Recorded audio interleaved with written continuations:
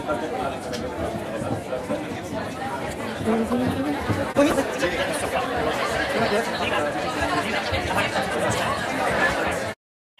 an investment for my future.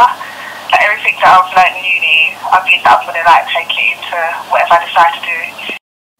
We are brainwashed to think that university gives us a secure future. Hello, Hannah Ajala here, aspiring broadcast journalist. Now we do see and know of a lot of influential people in the media who did and did not go to university. But I wanted to know a little bit more, especially being a university student myself. What I hope to find out during this documentary is whether the chances and means of getting a well-paid job or ambitious future derives from the experiences of going to university.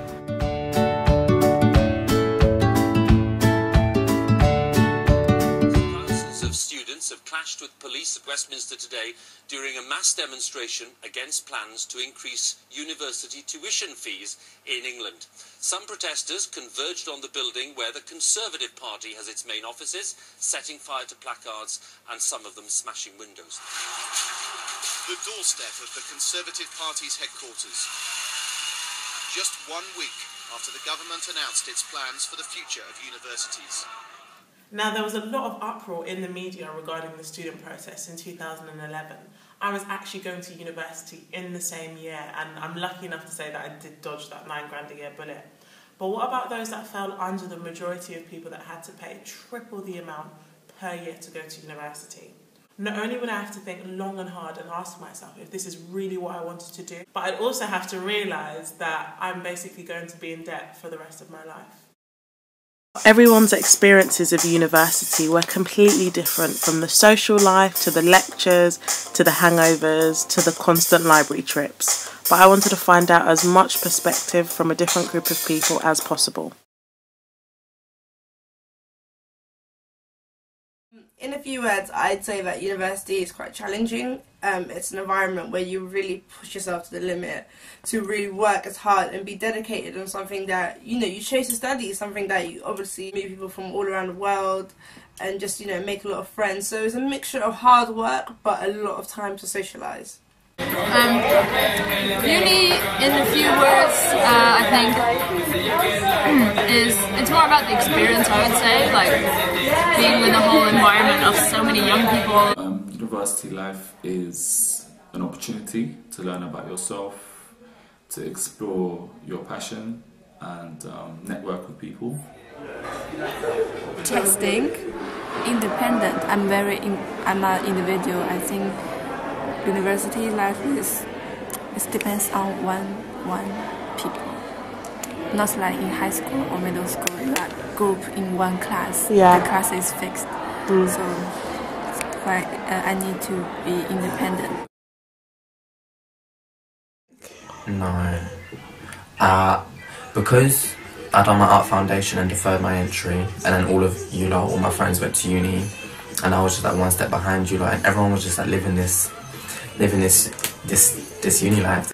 I couldn't possibly live this student life and study my degree at the same time and really experience, gain the full potential, just because of the way I'm set up. I can't do both of them at the same time. I really need to focus on one, and I'm glad that that's my studies.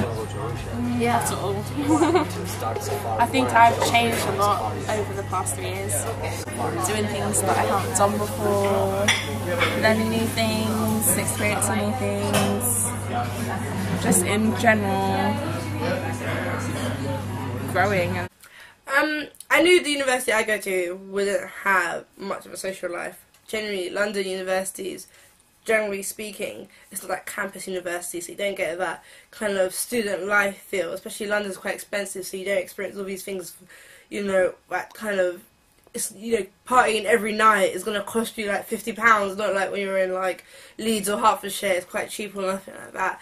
Yeah. So I knew that I'm not going to have the most social life, so in that sense is what I expected. In terms of social life. In terms of work, I knew it was going to be hard, but I never actually knew how hard it really would be. Well, kind of, yes, because I have so much freedom, but then again, I was imagining it to be like more, I don't know, fun in a way. Because especially in like my 3rd year, I don't really do many social things anymore. All I do basically is hang around uni, like go to the library, do work and stuff like that, having all these meetings with tutors, so I don't really have time to like socialize, go out, like party, and then have 3 days to recover. Ain't nobody got time for that. You study? Education, culture and society. What's your degree like? It's perfect. Not. What do you study? Fine art. How is that? It's definitely interesting. What do you study? Media and communication. Do you enjoy it? It's quite good. But in the first year, it's not as good as the later years. Yeah, because it gets harder, doesn't it? Yeah. I study social policy and sociology. So social policy is looking at government policies to do with things like education, housing, crime, you know, the labour market, the family, and sociology is study of society. Anthropology. How is that? Interesting. I study a BA in Media and Communications, and I specify my practical choice in TV documentary. I'm doing a Masters in Theatre and Performance. You enjoying it? Yes, it's interesting. Study education, culture and society. International studies, which is relations, but because it's not the same as what everyone else studies in all the other universities, they've changed the name. I've just discovered, but it's really cool. We just learn. I feel so that everything in the world is bad, which is great. So I just come out of university every day more angry than I was before, and that's politics. I study social and cultural studies. And what's that like? And it's really good, and I love it because I can pick and choose different modules and I can explore all my interests. So I do loads of media and communications modules, and then politics as well, and sociology. So I can kind of, you know, find myself, like what I like, explore my interests, like learn about different stuff. So it's actually a really cool course. I study classical music. It's good. It's not very good. It's not what I expected it to be, but there's a bit of good and bad in it. Getting up so early? I think just the stress of deadlines in combination with the lack of guidance, those two together daunts me a lot, because it's like pressure and then you're left on your own to deal with that pressure. It's not really left on your own, but you're expected to do it all on your own. I wanted to do art because of the fees. I chose to do politics instead, so I kind of regret that at the same time, but then I kind of think, why do I need to spend all this money to do something I love? Why can't I just cultivate it at home? So it's just making me really think like how to spend my money, because I'm going to be in debt for the rest of my life. Like, think of what you can do and stop limiting yourself to institution. Even though I am a university student, I think I would come here once I know what I want to do rather than trying to find out what I want to do. Failing. I feel like, especially at LSE, there's so much pressure to do the best that you can do. You know, everyone wants to work in the bank, apparently, even though I don't have no attention to. And everyone constantly gets really good marks, so it's like, it's really hard not to compare yourself to other people and think, okay, everyone's getting first, surely I should get first. And people also think, you know, if you go to certain universities, there's so much of you, you know, you should be doing this, you should be doing that, you know, and it's just a lot of pressure. Giving presentations, I hate it, but that's just because I've always hated presentations. I think it was just getting my marks and stuff, and being able to get a good grade and knowing, like, because you're paying for it, and like being like the first child, I was like, I have to do well, and like I'm always cool, like the children are like, how will they follow the first one, but you two they do, and I'm like, oh gosh. I love that. So I knew, it wasn't a pressure, but it was just like, it was kind of like a motivation. I didn't feel like my parents pressured me, but I was like, oh, I need to do well because of that, in a way. I dread my time after first and most. my time after university is the one I dread the most because I have no idea like what the hell is gonna happen. Like I literally this last term, because I'm in third year, this last term is just gonna be just desperately applying to anything, because in the arts, especially in the arts uni, it's not so much about your degree. Like you don't have to be, I don't know, you don't have to have a music degree to become a musician, or you don't have to have a media degree to become a filmmaker. It's all about where you do your experience and who you know, really. It's really sad. And uni is such a great pause from life, like from real life, because you get away with so much as a student. You can just like lay around, and then now you have to pay stuff like council. What the hell is council tax? 8 early lectures like today. That's why I look very sleepy. I had a lecture at 9 o'clock, and we have club night on Wednesday, so I can't go to club and then have a lecture, but I did it, so. The dissertation and writing the dissertation, and also the coursework. I think it's the hardest, for me at least. I think it's really hard for me to get into that essay mode, and you know, it's just really stressful writing like essays and having like 12,000 words for a month just to write that in a month. It's too much, and sometimes like this Christmas I just went crazy and I had so many breakdowns, so that's the part that I kind of dread the most.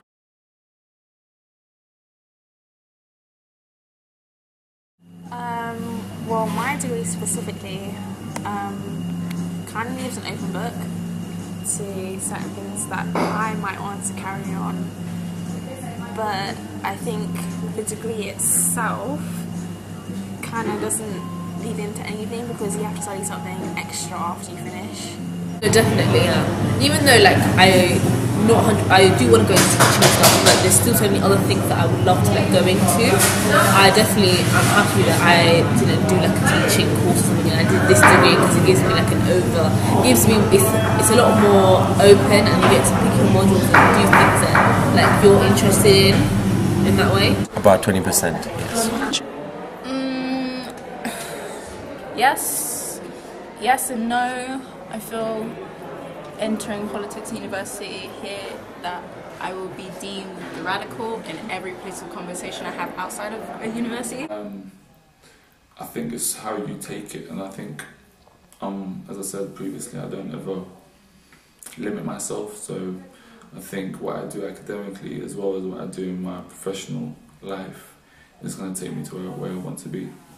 It's a bit hard to say because I don't really know yet. Like, I'm still, you know, because like our degree is not vocational, so after we graduate, like we don't really know what we are. Like, we can do anything and everything literally, but then again, like it's a bit difficult because you're not like specialist in like one single thing. So I think I would have to do at least a master's to kind of, you know, find my way, because right now I'm just like, where can I go? I can go anywhere, and I can work for like either NGOs, like international organizations or whatever. I think social policy and sociology has given me a great foundation for what I want to go to. My future career, I want to work in international development, and I think sociology has given me the great foundation to learn about the way society works, and social policy has given me a great foundation to know about how policies are implemented and what the government's role is in reducing in particular poverty. Yeah, of course. For example, if I want to go to TV industry, if I hold this degree, I will get more easy to into that industry. Okay. Shay. That's all.